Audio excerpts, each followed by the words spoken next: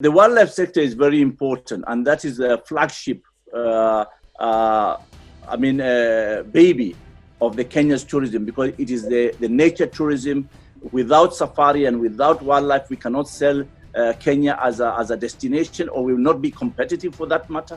But safaris and wildlife are crucial, parks are crucial, conservancies are crucial. Yeah, it's unfortunate that,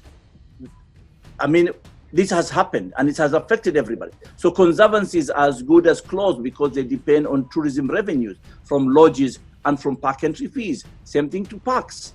Yeah, but we need to think deeply about conservation, because conservation should not be fully reliant on just tourism revenue. We need to do something differently. And I appreciate the projects like the NRT projects in northern Kenya. They have a combination of coexistence between wildlife, livestock, and maybe agriculture. So if we can find a mechanism and a model that we can do these things, I think it will help a great deal to conserve wildlife.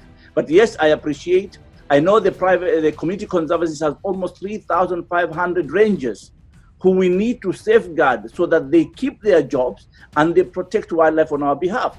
Apart from that, KWS itself, who run almost 80% of the landmass for wildlife, or for the country, and they have to be sustained. How do we maintain the 6,000 employees in Kenya Wildlife Service?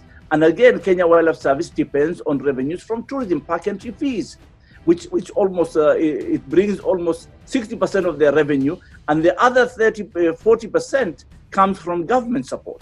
So all these disruptions definitely affect wildlife conservation. That's why we need to remodel all our organization, including KWS, including the conservation sector. And I am open, and I have discussed this with Treasury.